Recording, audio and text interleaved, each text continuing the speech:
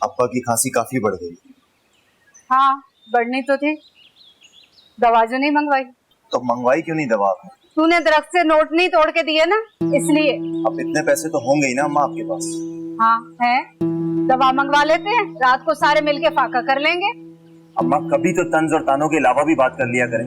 मुझे कोई शौक नहीं है अपनी गुर्बत का इजहार करने का, मगर मुझे लगता है तुम एक दिन मुझे मजबूर कर दोगे भीख मांगने पर। मर मर कर 15,000 की नौकरी मिली थी, साहबजादे वो भी छोड़कर बैठ गए। अम्मा छोड़ देने में और निकाले जाने में फर्क होता है। फाका फाका ही होता है बेटा जी, शौक से किया जाए या मजबूरी में। अम्मा मैं ढूंढ रहा हूँ ना नौकरी। वो कल फैसल और मुनव्वर से भी मिला था, कॉटन फैक्ट्री के मालिक नईम साहब से भी मिला हूँ, और क्या करूँ मैं? जब नौकरी मिल जाएगी तुम्हें, तनख्वाह आ जाएगी तो दवा भी ले लेंगे। आप रीमा से क्यों नहीं कहती? सारा दिन फारिग बैठी रहती है, स्कूल में ही जॉब कर लो। तुम्हें अपनी बहन का घर बैठना नजर आ रहा है, उस सगी का नजर नहीं आता जो खजानों के मुंह पर बैठी है और मामू यहाँ दवाई के लिए रो रहा है। अम्मा अब उससे पैसे मांगता हुआ अच्छा लगूंगा? अच्छा, जब अपना रिश्ता लिए उसके आगे पीछे फिर रहे थे कि वो हाँ कर दे, तब तुम्हें शर्म नहीं आई, अब तुम्हें बड़ी गैरत आ रही है। साफ और सीधी बात है, नजफ का फर्ज बनता है अपने गरीब मामू का ख्याल रखे। इससे ना हम छोटे पड़ेंगे ना उनके खजाने कम होंगे।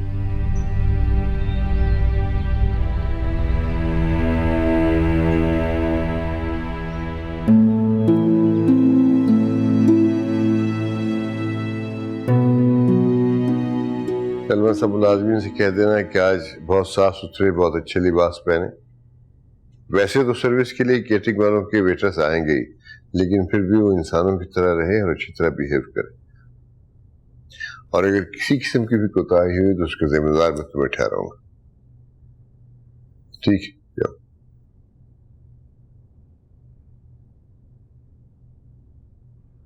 नजफ, आज मेरे कुछ करीबी दोस्त और कुछ बिजनेस के लोग आ रहे हैं, बड़े इंपॉर्टेंट लोग हैं। वैसे तो मैं नहीं चाहता कि तुम इस तरह की पार्टी में शरीक हो, लेकिन वो लोग सिकंदर की मिसेज से मिलना चाहते हैं तो मजबूरी है। बहरहाल तुम मेरा ख्याल रखना, ऐसी कोई पार्टी पहले कभी अटेंड तो नहीं की होगी। तो बात नहीं, बस जरा मुहतात रहना, ज्यादा बातचीत न करना, और खास तौर पे अगर तुम्हारी फैमिली रिश्तेदारों बरादरी के बारे में कुछ पूछे तो सच बोल देना, बैठ जाना, बस बात गोल कर देना, हंस के मुस्कुरा के टाल देना। वैसे साथ ही हूँगा, मैं संभाल लूंगा। और हाँ, सबसे इम्पोर्टेंट बात यह है कि आज अपने वार्डरोब का सबसे अच्छा ड्रेस पहनना। पता है सिकंदर की पर्सनैलिटी का, उसके ड्रेसअप होने का, तो बेगम सिकंदर लगना चाहिए। ठीक है? बस यही कहना था।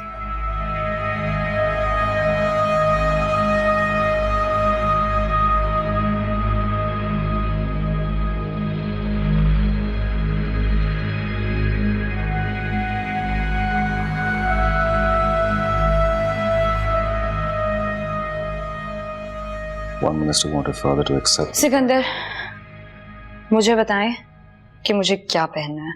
बहुत सारे कपड़े, कुछ समझ में नहीं आ रहा। ये वाला देख लो यार, मुझे तो तीनों ठीक लग रहे हैं, तुम चूज कर लो। तीनों नहीं ना, आपकी चॉइस क्या है वो मुझे बताएं। अगर तुम मेरी चॉइस एक्चुअली पूछ रही हो तो मुझे तो सबसे ज्यादा साड़ी पसंद है। अजीब लगेगा। क्यों अजीब लगेगा भाई, इतनी अच्छी लगोगी। मैंने कभी साड़ी नहीं पहनी है सिकंदर, अभी कैसे पहन सकती हूँ? क्या फर्क पड़ता, पहले नहीं पहनी तो अब पहन लो। मुझे तुम बहुत अच्छी लगोगी साड़ी में। I want to see you in sari. अच्छा ठीक है, पहन लूंगी।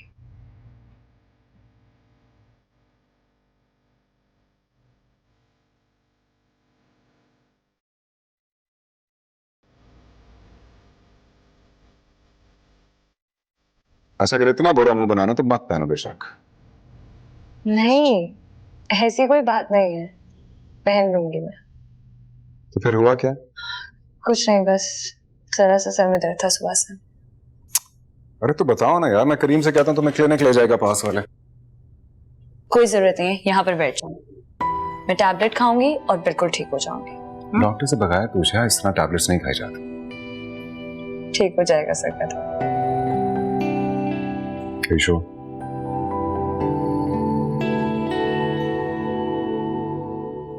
अच्छा, मैंने तुमसे एक और बात भी करनी। देखो, जब तुम हैदराबाद से यहाँ आई तो तुम्हें दो चीजें छोड़नी पड़ी। एक था तुम्हारा घर, जो तुम्हें वापस मिल चुका है, और दूसरी चीज थी तुम्हारी पढ़ाई, जो कि मैं चाहता हूं तुम दोबारा से शुरू करो। आखिरी आप चाहते हैं कि मैं पढ़ाई कंटिन्यू करूं? हाँ, मेरे ख्याल से बहुत जरूरी है।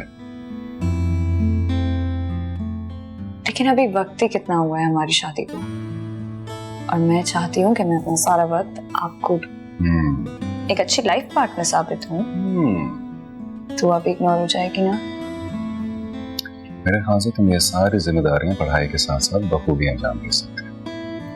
I want you to finish your degree and make me proud. Thank you. You're welcome. अरे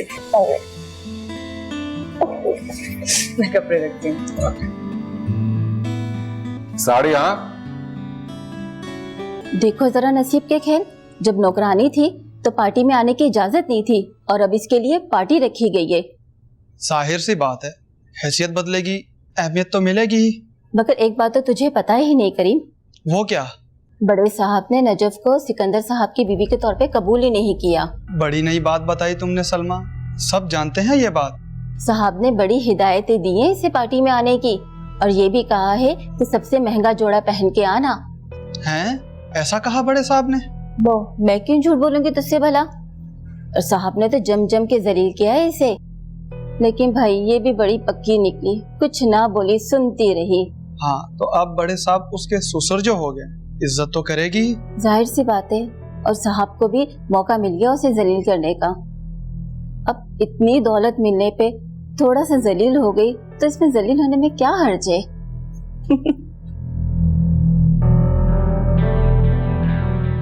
नजफ, मेरा मतलब है बीबी जी आप यहाँ?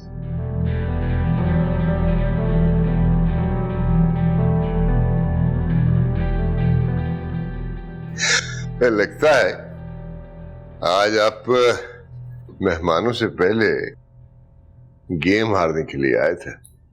अरे इरादा तो जीतने का ही था, मगर क्या करें, आज आपका लक काम कर गया।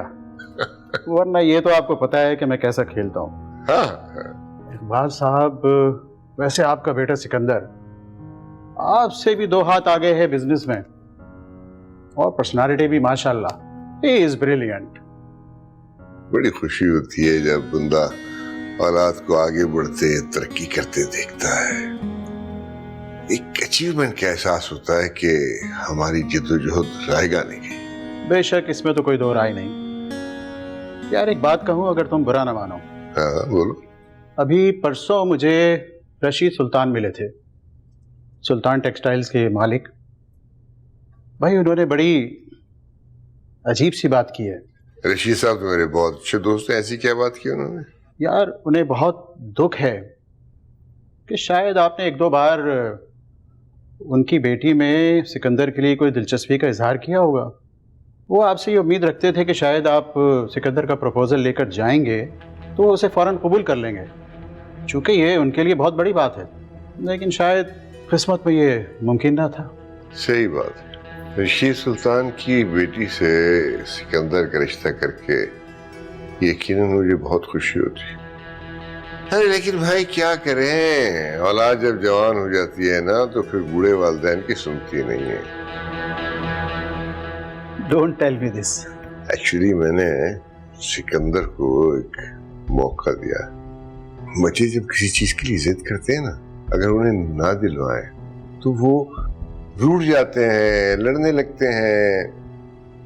ऐसे में वो चीज दिलवा देनी चाहिए।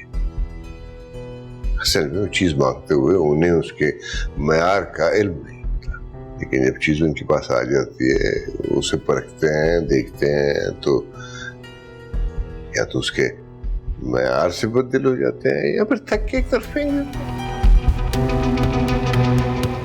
ओहो, तो अब आप इस बात का इंतजार कर रहे हैं। भाई जीनियस तो तुम शुरू से ही थे, अब देखते हैं क्या रिजल्ट आता है। मेरा ख्याल ऊपर चले, मेहमान आ गए। हाँ हाँ चलो। मुझे मालूम था कि अंकल मुझे आसानी से कबूल नहीं करेंगे, लेकिन अपने घर आए मेहमानों के सामने मुझे जलील करेंगे इस बात का भी अंदाजा नहीं था। ठीक है, शायद मैं इज्जत के काबिल नहीं होंगी, लेकिन सिकंदर अपने मेहमानों के सामने।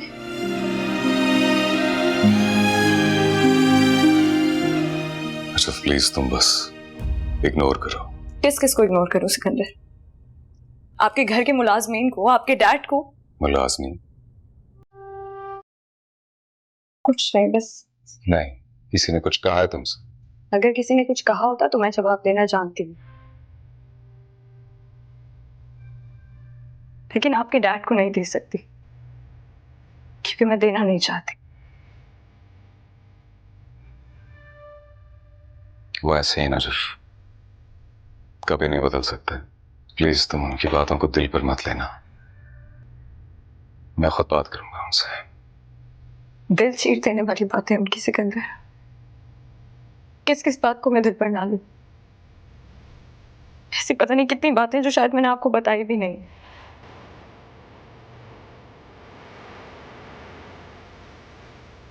उनकी तरफ से मैं माफी मांगता हूं। मुझे नहीं चाहिए, लेकिन उनका इस तरह मुझे मेहमानों के सामने। घर में काम करते हैं, अलग हो जाते हैं, ये घर छोड़ देते हैं। अंकल को इस तरह यहाँ अकेला छोड़कर? नहीं,